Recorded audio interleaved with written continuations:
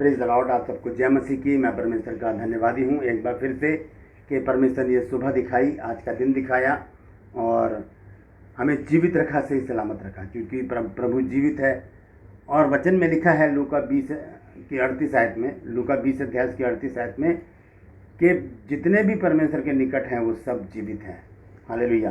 तो आज का जो विषय है वो युद्ध के लिए है, क्योंकि अब युद्ध का जो है बिगुल वो बज चुका है और अब आर पार की लड़ाई करने का समय आ चुका है।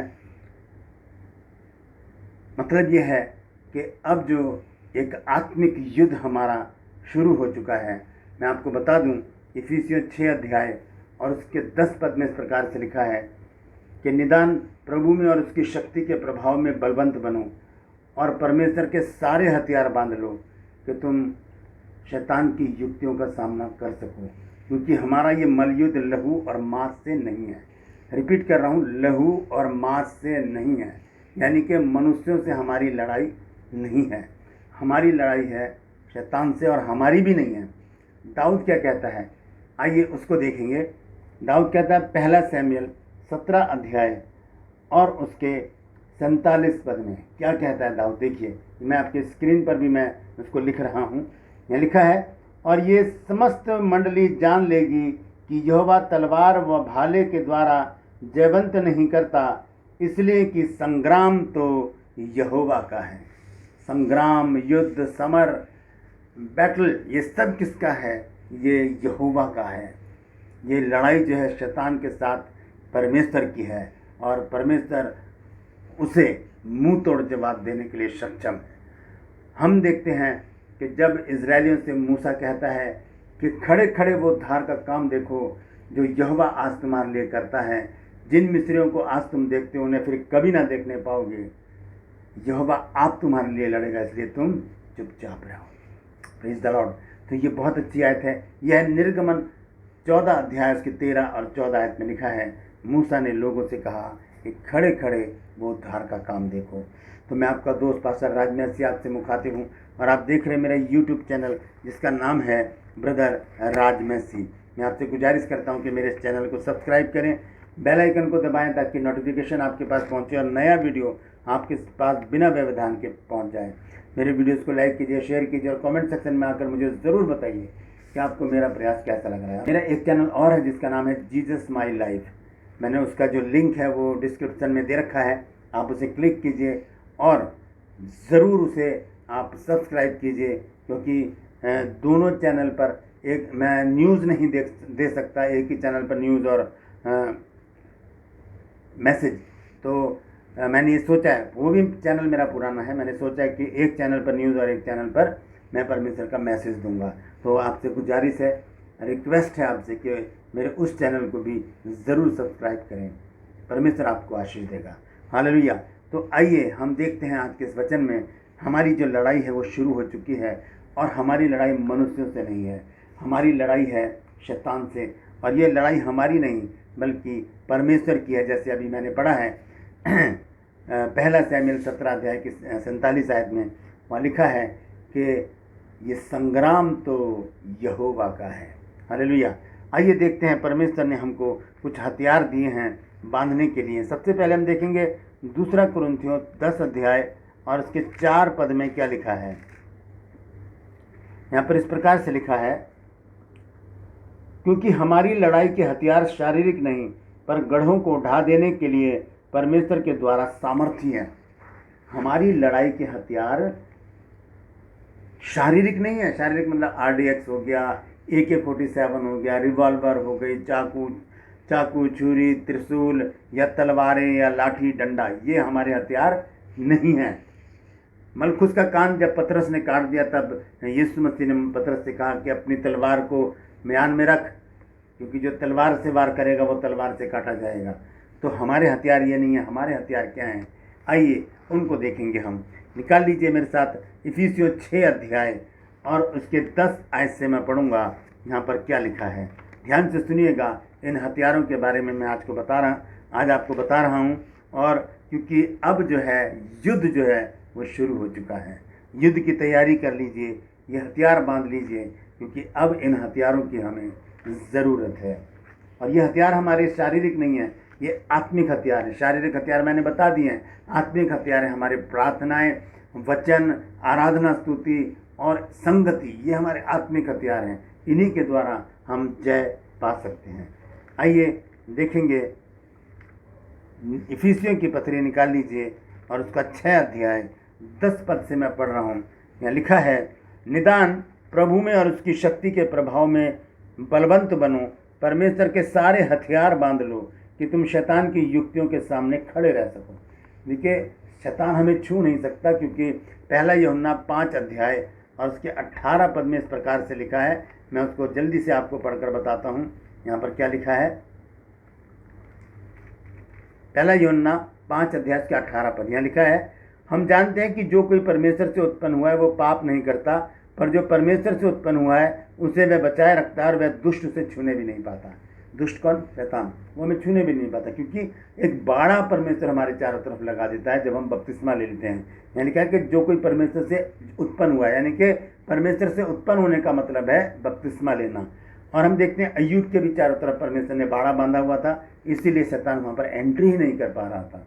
तो यहाँ पर भी हम देखते हैं कि परमेश्वर ने हमारे चारों तरफ बाड़ा बांधा हुआ, इसलिए शैतान हमें छू नहीं सकता। इसलिए वो करता क्या है, इफिसियों 6 अध्याय 11 आयत में देखेंगे, परमेश्वर के सारे हथियार बांध लो कि तुम शैतान की युक्तियों के सामने खड़े रह सको। वो युक्ति क्या करता है, हमारे सामने किसी भी व्यक्ति को खड़ा कर देगा, चाहे वो किसी भी रूप में हो, रिश्तेदार के रूप में, दोस्त के रूप में, किसी भी रूप में। वो हमें इरिटेट करेगा, हम परेशान होंगे, हम उसकी आदतों को देख देख कर हम इरिटेट हो जाएंगे और हमें मन करेगा कि इसको कुछ भी बोल दो, गाली दे दो या उसको कोस दो या बुरा भला कह दो, कुछ भी कह दो। और यही चाहता है शैतान कि हम अपने मुंह को खोलें और कुछ गंदगी उसमें से निकालें। लेकिन हमें संयम बरतना होगा, हमें एक आत्मिक फल है संयम, उसे यहाँ पर यूज़ करना होगा। हालेलुया। आइए देखेंगे 12 पद में क्या लिखा है, क्योंकि हमारा ये मल्लयुद्ध, मल्लयुद्ध का मतलब होता है कुश्ती, हमारा ये मल्लयुद्ध लहू और मांस से नहीं, परंतु प्रधानों से और अधिकारियों से और इस संसार के अंधकार के हाकिमों से और उस दुष्ट की आत्मिक सेनाओं से जो आकाश में है। हमारा मल्लयुद्ध किससे है? शैतान की ताकतों से। और आगे लिखा है, इसलिए परमेश्वर के सारे हथियार बांध लो कि तुम बुरे दिन में सामना कर सको और सब कुछ पूरा करके स्थिर रह सको। अब देखिए, यहाँ पर 7 प्रकार के हथियार लिखे हैं। सबसे पहले लिखा है, मैं बता दूं आपको, सत्य से अपनी कमर कस के, फिर है धार्मिकता की झिलम पहनकर, मेल के सुसमाचार की तैयारी के जूते पहनकर, विश्वास की ढाल लेकर, उद्धार का टोप पहनकर, आत्मा की तलवार लेकर और प्रार्थना और विनती कर कर।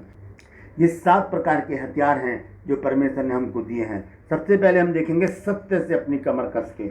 हम सत्य से जब हम अपनी कमर कसते हैं, सत्य सब बातों पर नियंत्रण रखता है, सब बातों पर। हम देखते हैं यीशु मसीह ने कहा कि मार्ग, सत्य और जीवन मैं हूँ।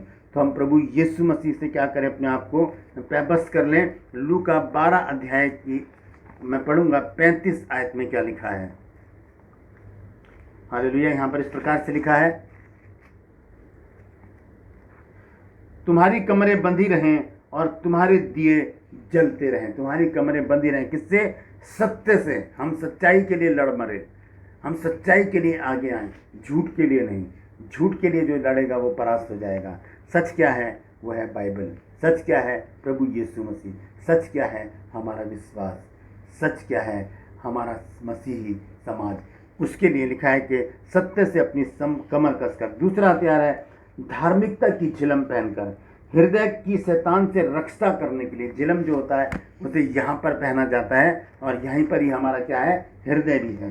तो हृदय की शैतान से रक्षा करने के लिए हमें धार्मिकता की झिलम पहनने की आज्ञा दी गई है। धार्मिकता की झिलम, धार्मिकता झिलम जो होती है वो यहाँ पर पहनी जाती है। और उसके विषय में मैं बता दूं, हृदय की शैतान से रक्षा करने के लिए हम झिलम को पहनते हैं। ये धार्मिकता की झिलम है। हम देखेंगे यशाया 59 और उसकी 17 वर्स, 59 59 अध्याय और उसकी 17 आयत। देखिए क्या लिखा है यहाँ पर। यहाँ लिखा है, उसने धर्म को झिलम की नाई पहन लिया और उसके सिर पर उद्धार का टोप रखा गया। उसने पलटा लेने के वस्त्र धारण किया और जलजलाहट के बागे की नाई पहन लिया है। यानी कि परमेश्वर हमें तैयारी का जीवन देता है और हमारे हृदय की शैतान से हमारे हृदय की रक्षा के लिए हमें वो धार्मिकता की झिलम देता है। तीसरा हथियार है मेल के सुसमाचार की तैयारी के जूते। हम देखते हैं रोमियो 10 अध्याय और उसके 15 पद में क्या लिखा है। रोमियो 10 अध्याय और उसका 15 पद देखिए, यहाँ पर इस प्रकार से लिखा है। हालेलुया। यहाँ लिखा है, और प्रचारक बिना क्यों कर सुने, और यदि भेजे ना जाएं तो क्यों कर प्रचार करें। जैसा लिखा है कि उनके पांव क्या ही सुहावने हैं जो अच्छी बातों का सुसमाचार सुनाते हैं। जो अच्छी बातों का सुसमाचार सुनाते हैं, उनके पांव क्या ही सुहावने हैं। तो मेल के सुसमाचार की तैयारी के जूते। सुसमाचार क्या करता है, गॉस्पेल क्या करता है, गुड न्यूज़, जो बाइबल की गुड न्यूज़ है क्या करती है, वो हमें सिखाती है कि हम एकता के बंध में बंधे रहें। और यह है हमारे पाँव को सही जगह टिकाने और पहुंचाने और सहारा देने के लिए मेल के सुसमाचार की तैयारी के जूते पहनना हमारे लिए आवश्यक है। यशाया 52 अध्याय और उसके 7 पद को अगर हम पढ़ें तो वहाँ पर ये लिखा है, पहाड़ों पर उनके पाँव क्या ही सुहावने हैं जो सुसमाचार लाता है, जो शांति की बातें सुनाता है और कल्याण का सुसमाचार और उद्धार का संदेश देता है, जो सिय्योन से कहता है कि तेरा परमेश्वर राज्य करता है। तो ये है मेल के सुसमाचार की तैयारी के जूते। चौथा हथियार है विश्वास की ढाल। शैतानी तीर और तलवार का सामना करने के लिए परमेश्वर ने हमें विश्वास की ढाल दी है। अगर हम विश्वास में दृढ़ हैं तो हम शैतानी तीरों को, उसकी तलवारों को हम परास्त कर सकते हैं, उन्हें ध्वस्त कर सकते हैं, हम उसके किलों को ढा सकते हैं। पहला थिस्सलुनीकियों 5 अध्याय और उसके 8 पद को अगर हम देखें, वहाँ पर क्या लिखा है। यहाँ इस प्रकार से लिखा है, पर हम जो दिन के हैं विश्वास और प्रेम की झिलम पहनकर और उद्धार की आशा का टोप पहनकर सावधान रहें, क्योंकि परमेश्वर ने हमें क्रोध के लिए नहीं परंतु इसलिए ठहराया कि हम अपने प्रभु यीशु मसीह के द्वारा उद्धार प्राप्त करें। तो ये क्या है, विश्वास की ढाल हमें क्या करती है, शैतानी तीरों से और उसकी तलवारों से हमारी सुरक्षा करती है।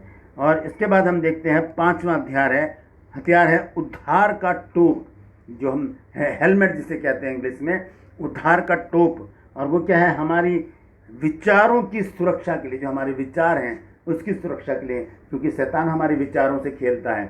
हनन्याह सफीरा ने जब ज़मीन बेची और पतरस के पास आधा हिस्सा रख दिया, तब पतरस ने कहा, हे हनन्याह, शैतान ने तेरे मन में ये बात क्यों डाली कि तू पवित्र आत्मा से झूठ बोली। तो शैतान हमारे विचारों से खेलता है और हमें बरगला देता है। उसके लिए एक हथियार परमेश्वर ने हमको दिया है, और वो हथियार है उद्धार का टोप। जैसे कि मैंने अभी बताया था, यशाया 59 में हमने पढ़ा था, उसका 17 आयत को मैं एक बार फिर से पढ़ देता हूँ।